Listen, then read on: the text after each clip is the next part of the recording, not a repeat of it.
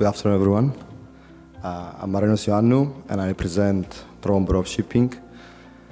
We are a classification society and greenhouse gas emissions verification body established in 2003 in Cyprus. We hold multiple flag approvals acting as recognized organization and several accreditations for the verification of the greenhouse gas emissions, such as the EU MRV, FuelEU, UK MRV, the Clean Shipping Index, and ISO 14064.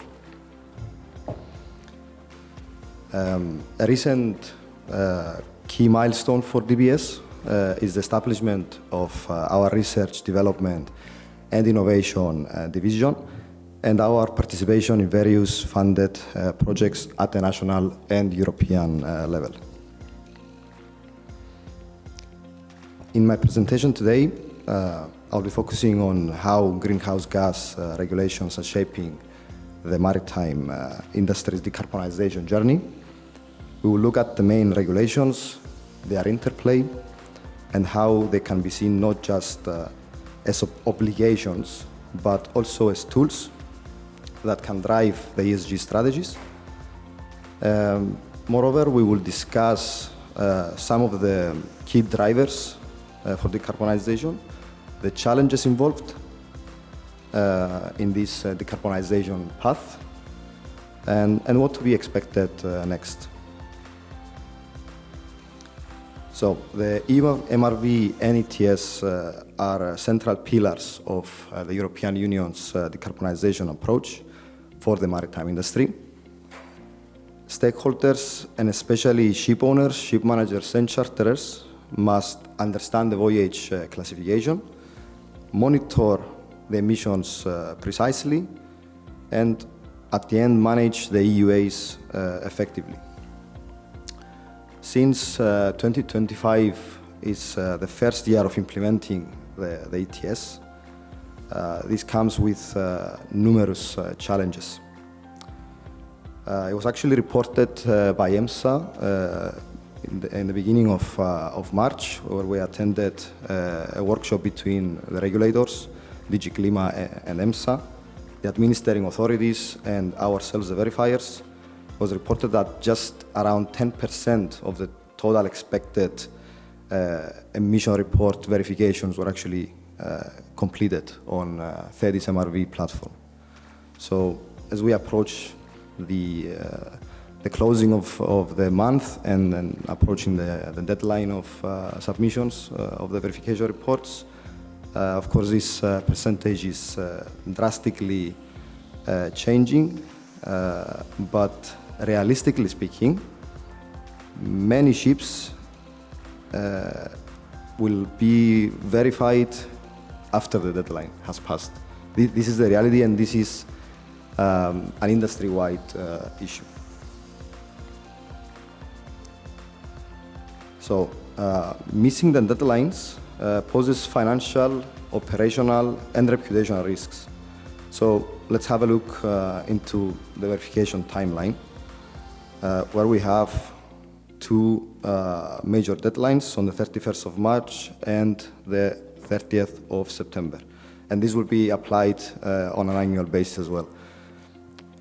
So until the end of March, which is next Monday, all verifications at vessel and company level need to be completed by the appointed verifier. And the relevant verification reports and DOCs need to be available on the TEDIS MRV platform. The same deadline now has been also applied to the reporting and verification of the resulting EUAs on the Union Registry platform. So apart from TEDIS MRV, you also have the Union Registry, which is the financial part of the regulation. And this needs to be submitted by each MOHA account owner. So this on its own has several challenges. For instance, there are EU member states who have not adopted the Union Registry Acts in their national legislation, meaning that companies who are attributed to these administering authorities are still, to this date, unable to register a MOHA account. This is the reality. Similarly, most verification bodies are still in the process of registering a similar account like the MOHA accounts, but this time it's going to be a verifier's account for verifying the EUAs on the Union Registry platform. So the complications here is that each verification body needs to create an account for each of the member states they are dealing with. So just to give you an idea, ourselves were registered with 12 different administering authorities. So imagine the administrative burden coming out of this. And we all know the bureaucracy of following European regulations. So apparently that was not complicated enough. Each member state, when they implement the Union Registry directive, they implement their own requirements to be followed. So we have cases where the MOHA accounts, the ship managers or the ship owners, depending on the case, need to submit the EUAs to the Union Registry and the verifier to verify that. That's the usual, that's the most common case, but we have also cases where the verifier needs to enter the data and the verifier has to verify it as well. Two different people though, but still everything needs to go through the verifier for these cases. But we have other cases that the verification and the entry of the data is handled by the administering state directly. So you see how many complications are in place. So once the EUAs are successfully verified on the Union Registry, each MOHA needs to surrender in full their EUAs by the end of September. So what happens if you miss the first deadline? That could lead to detention of ships who don't have a valid DOC, while this will also block the MOHA accounts from making any payments in the Union Registry until the verification is completed. So if we miss the second deadline, that will lead to penalties to be imposed for each missing EUA, while all missing EUAs will still need to be paid in the next verification year. Additionally, there's a risk of detention for all vessels in the company's fleet calling the European Union after the end of September, while the company may face an expulsion altogether. All non-compliant companies' details will also be made public by the European Commission, which can create, of course, reputational damage.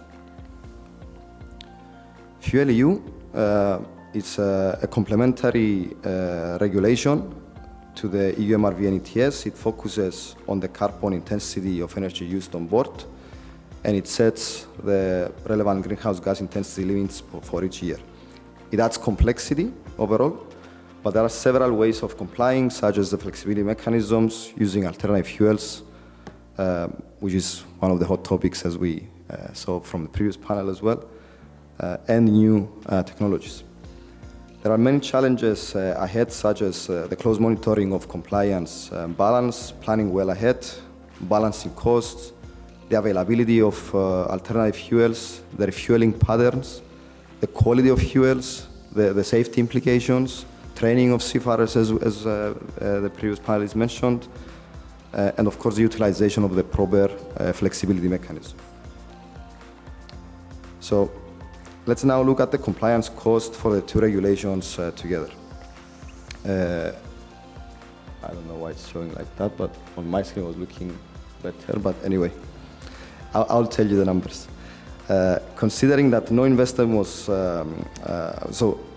let's take it from the beginning. The general cargo of, a common general cargo of 10,000 gross tonnage in a voyage between Shanghai to Rotterdam using conventional fuels, that will lead to 34,000 euros for the EUAs if the voyage was made in 2024. That's the cost for this year. Next year, that will, if we have no investment made, that will lead to 92,000 euros. Just again, that's for one voyage, right? And 120 for 27. So this includes both the EUAs and the FuelEU for 2026 and 2027. So we can see that how much the cost, the associated cost is for complying. Carbon pricing and the overall cost of compliance can be a major driver for decarbonization, as it impacts the strategic decision making for ship owners. Financial institutions, national or regional funding programs are also playing a critical role for supporting ESG-aligned investments. As happened with other big changes in the industry, we have the first movers in green fuel and new technologies adoption, leading the way forward for others to follow. Another important driver is the public and private initiatives. The need to establish green corridors through collaboration between various stakeholders is a necessity in order to meet the decarbonization goals. This will help in bridging the fuel supply chain gaps, technology readiness, investment needs, and international policy alignment. New emerging ETS schemes and the IMO's international GHG levy discussions, that's going to be an important milestone. This show this is becoming like a global trend, but without adequate fuel infrastructure, clear signals, decarbonization can stall, and it will. So this is where coordination, I know it becomes like a buzzword, but it's a necessity. So ESG is more than compliance, of course. It's about culture and leadership. We can help as verification bodies to build trust in sustainability claims and transparency. We do have, as maritime industry, the tools to move forward, but we just need the right mindset, I would say. So thank you very much, and I'll be happy to answer your questions.